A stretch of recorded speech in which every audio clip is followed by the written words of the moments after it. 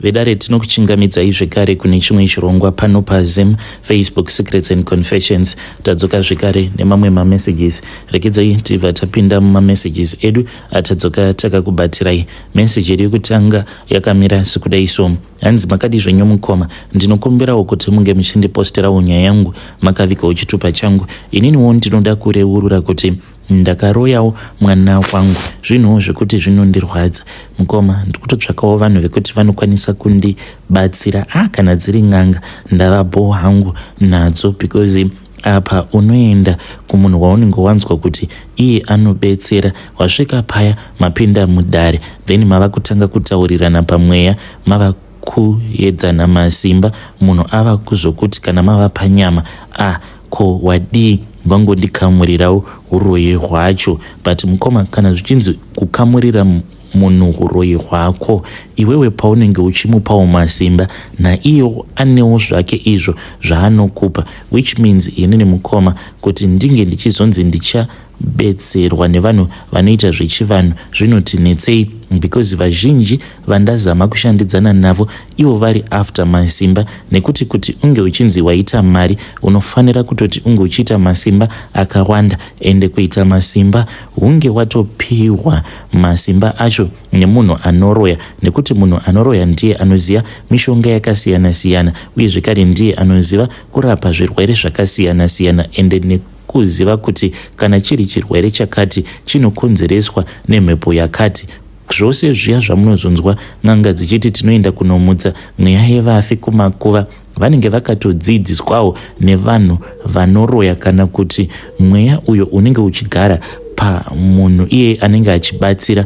Mweya wacho, mhepo yacho inenge iri mhepo yemunhu ainge ambori kana muroyi, kana kuti anenge akatorera varoyi masimba panguva yake achiri mupenyu. Saka kana ozodzoka, anodzoka nawo mashavi aya evanhu vaya avo vaanenge akatorera uroyi hwavo, ndivo avo vaanenge ava kushandidzana navo pakushopera kwaanenge achiita. Mukoma, saka pari zvino hangu vechivanhu chimbondisiyai, because ndikudawo kuti ndinge ndichimbozamawo dzimwe nzirawo dzekuti ndinge ndichibetserwa, asi at the same time handisi kuda kuti ndinge ndichizobetserwa nevanhu vanenge vava kuda kundidyira futi mari. Saka kana kuine vanhu vanozivawo machurches avo around Harare kwekuti ndinokwanisa kuendawo kumachechi ikoko, then ndobva ndanobetserwa, please you can just give me the name and the address, kana kuti zita raany pastor, ndobva ndazoenda ikoko ndobva ndanobetserwa. Ndaneta mukoma Nashi nawo uroyi uhu, ndakajoinawo uroyi mushure mekunge ndawanikwa. Saka vatete vangu vamwe vacho ivowo vainge vari muroyi vakatondiudza kuti pavakawanikwawo vamwene vavo vainge vari muroyi, ndokubva vazonzi iwewo kana uchida kuti tinge tichigarisana tinofanira kuti tinge tichifamba tiri tose, so that tizongoramba tichingowirirana. Vatete ivo vanoti vakabva vangoona kuti she had no choice, ndokubva vazosarudza kuti zvainge zviri nani kuti vange vachingojoinawo vachiitawo zveuroyi vachifamba navamwene vavo. Iniwo mukoma, ndokubva vazonditi muroora, handisi kuona kuti naamai muri kugara muchingonetsana, iwewo kana ukangogara wawirirana neni. Izvi vakazvitaura ari masikati, but zuva rainge rava kuda kunodoka, ndikabva ndati zvino ndingawirirana nemi seiko, ingawani zvandiri kuzama kani. Vakabva vanditi ndichauya nhasi, ndikati muchauya kupi? Vakanditi muroora, zvimwe zvacho zvinonetsa kuti ndinge ndichikuudza, asi ndati ndichauya nhasi. Ndichauya ndobva ndazonoka pawindo pako, zvakawanda tichazotaura kana ndauya. Ndakati zvimwe kuda vainge vaine zvavainge vachida kundiudza, vainge vachida kumirira kuzonosvika vanhu vose vavata. Mukoma Nashi, takangoti tichingonovata, murume wangu paakangotanga kungonoridza ngonono, ndopandakanzwa pawindo kuti gugugugu, ndikanzwa kuti mesi, ndikatoziva kuti vainge vari vatete vangu. Zuva rekutanga ndakazama mukoma Nashi kuti ndinge ndichivadavira, but ndakabva ndazoona vamwe sekuru vangu ava vainge vakasoishaika kudhara vari hanzvadzi yaamai vangu. saka vakangokaruka vatongonyuka murumu muya ndakaita sekunge ndiri kuvarota, kuita sekunge ndiri kutovaona like in real time. Saka sekuru vakangonditi, iwe uri kuda kuita sei? Hauzivi kuti munhu uyu ari kukudaidza haasi munhu here, asi atori muroyi uyu ari kukudaidza. So mukomanashe ndakabva ndatongobatwa nehope paya ndokubva ndatorara. Mangwana acho makuseni ndakamuka ndichitemwa neumwe musoro mukomanashe, asi vatete vangu havana kana kuda kumbotaudzana neni kuzonosvika zuva rava kuda kunovira. Ndipo pavakazonditi muroora ndouya futi here nhasi tinge tichizokurukura. Ndakabva ndati huyai, because ndainge ndichidawo kuti ndige ndichiwiriranawo nehama dzemurume wangu. Vakabva vanditi chibata chuma ichi. Mukomanashe vakandipa chuma uye zvekare ndokubva vazondipa nerosary. Vakabva vanditi zvinhu izvi zama kuti inge uchizorara wakazvibata. Mukoma ndokubva tazoenda tikanorara paya. Ndakabva ndazotora chuma chiya nerosary ndokubva ndazozvibata ruoko rwangu rwerudyi, ndikabva ndazomirira kuti vatete vange vachizouya. Ndakati ndichimbonobatwa nehope, ndipo apo pandakabva ndazotonzwa voice ravatete vachiti Messi, Messi, Messi mukakani. Pandakangopepuka kudai so ndakabva ndatoona kutoti ndainge ndatova panze. Vatete vakabva vanditi nditevere, ndokubva tatanga kufamba tikabva tazoenda musango uko kwatainge takamirirwa nevamwe varume nevakadzi vemuvillage. Mukomanashe ndipo pandakabva ndazonzi ndainge ndichifanira kuti ndinge ndichizodya imwe nyama yainge iri mune imwe hari. Nyama iyoyo yainaka mukoma, asi mangwana acho ndakazorutsa mukoma kuita sekunge ndichaburitsa chitaka. Mushure mekunge ndazoudza vatete vangu hope idzo dzose dzandainge ndakarota nezvose izvo zvainge zvakaitika the night before, vakabva vandiudza kuti dzainge dzisiri hope but zvainge zvakatoitika in real life. Vatete vakabva vanditi iwewe neni tatova shamwari neshamwari. Mukomanashe kubva ipapo kusvika pari zvino ndiro basa rangu iroro randinoita, basa rekuroya. But mukomanashe even though ndava nemakore zvinhu izvi ndichingozviita, but ndine mwana wangu musikana uyo wandiri kufanira kuti ndinge ndichizouraya. Kana ndauraya mwana wangu then tobva tazogoverana nyama yake, tobva tazoidya. But mwana wangu uyu unondirwadza mukoma.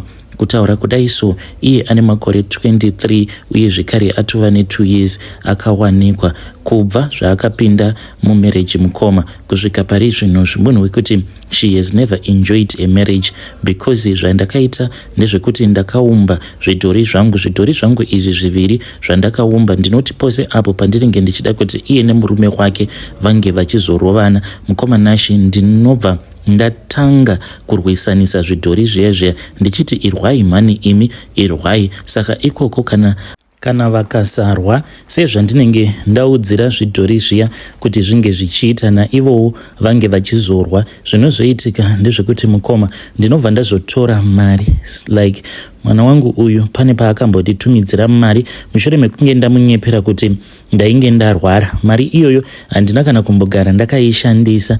Ndakaitora mari iyi ndokubva ndaichengeta mune chimwe chikwama changu ichowo chandakapiwa navatete vangu.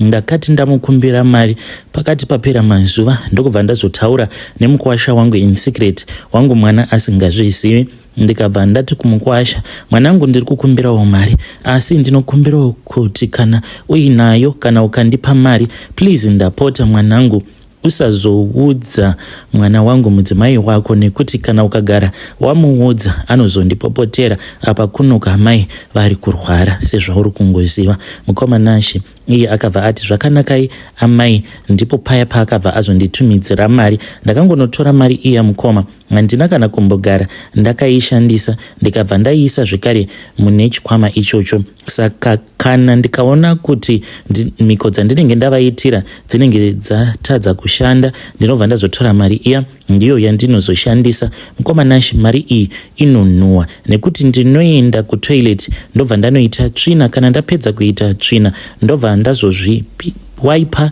nayo mari iyi mukoma, kuitira kuti inge ichizosara yakazara tsvina, then kana ndapedza kudaro ndinofanira kuti ndinge ndichizoiomesa pazuva. Kuomesa kwandinenge ndichiita pazuva mukoma ndiko kuoma kunenge kuchazoita upenyu hwavo, zvinozokonzeresa kuti vange vachizonetsana kana zvinhu zvakaoma mumba. Mukoma Nashi, izviwo zvekuti ndinoomesera mwana wangu sandikuti ndinozvida kwete, but ishavi racho ndizvo zvarinenge richida. Kana mukapostawo nyaya yangu ndiziviseiwo, ndichange ndichizotevererawo mucomment section. I know kuti kune vamwe vanhu vachati kwandiri uyu ari kutoganza nehuroyi hwake, but hama dzangu haisi nyore kuti ungouya paruzhinji mhuri yose yeZimbabwe yakateerera wobva watongozviudza kuti wava kutoda kutoreurura, exposing yourself to the rest of the world.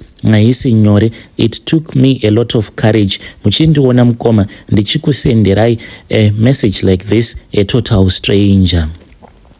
Hey, vedare ndo message iyo yandakatumidzirwa ichibva kuna vanzvadzi vedu.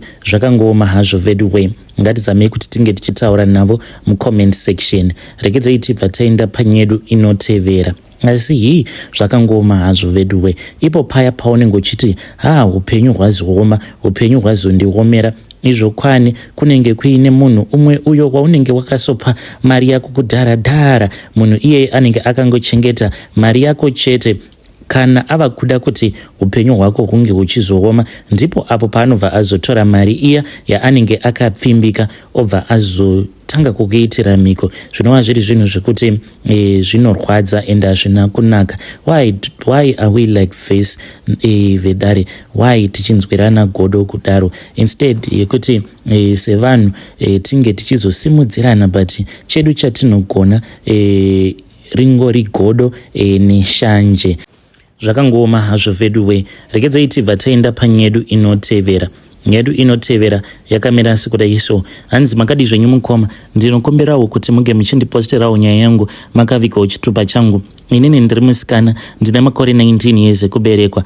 Ndazodzidza chidzidzo. Mukoma Nashi ndakatanga kuita zvevakomana apo pandainge ndichiri ne11 years. My problem was that baba vangu vaiva munhu wekuti vainge vakandijaidza kundipa mari at all the times. Saka ndakangokura ndiri munhu wekuti ndaingoti murume wose wandaona ndobva ndatoti ndipowo mari. Kuzonosvika vamwe varume vava kutanga kutondibata mazamu ndichiri mwana mudiki kudaro, ndobva ndatobhadharisa munhu. Ndakazototi ndava kuma 15 years ndainge ndatongova gava, ndainge ndatodhamba zvangu, even though vanhu vaindiona vaitofungidzira kuti uyu achiri mwana haana kana chaanomboziva.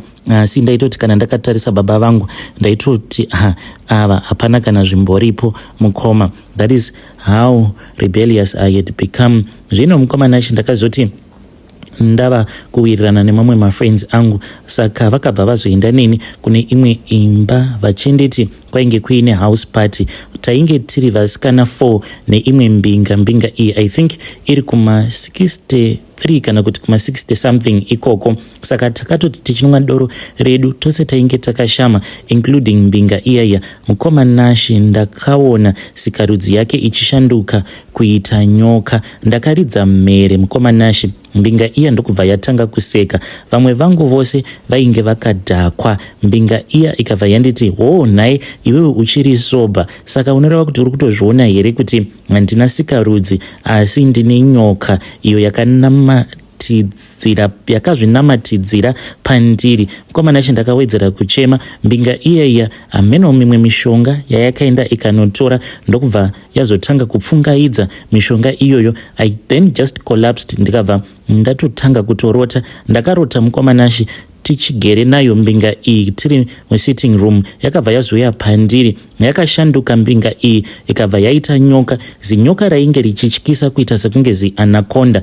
Nyoka iyi mukoma yakabva yatanga kundinanzva sikarudzi yangu zvekuti mangwana acho makuseni ndakatomuka ndichinzwa kuti sikarudzi yangu yainge iri very sensitive. Ndakazotambura mukoma nema STI. Kubva ipapo kusvika pari zvino ndakatozviudza kuti never again will I ever date mbinga ndichinoita izvozvo zvemafosa munei nekutoti ndaitoona sekunge ndo zvinhu zvinobhadhara. But mukoma Nashi I am really regretting, but I have since given my life to Jesus Christ. Mukoma, I just want to advise vamwewo variko kunzouku avo vachiri kuita izvozvo zvekudheita mbinga. Just ngwarirai, nekuti you never know, dzimwe nguva unokwanisa kuzosangana nembinga dzinenge dzakaromba. Kana mukaposta nyaya yangu ndiziviseiwo, ndichange ndichizotevererawo ndiri mucomment section. Right now I am praying unto God. I am just asking God to bless me with a good man, at least a good husband who will understand me, a man who will understand kuti even though ndisina mwana, even though ndakamboita zvemujolo, but I have since given my life to Christ. Hey, vedari ndo message iyo yandakatumidzirwa ichibva kune mwanasikana uyo. Let us thank God kuti iye ari kuti ndakatendeuka, I have given my life to Christ. That is really amazing and awesome. Ngatitendei Mwari naizvozvo. Ngatitaurei naye mwanasikana uyu mucomment section. And right now I am just looking for someone who can marry me, a man who will understand kuti even though ndakamboita hangu musikanzwa kumashure uko, but now ndakatendeuka, ndava muKristu, ndinonamata. Let us talk about that issue in the comment section. Ngatisanganei zvekare mune zvimwe zvirongwa zvinotevera.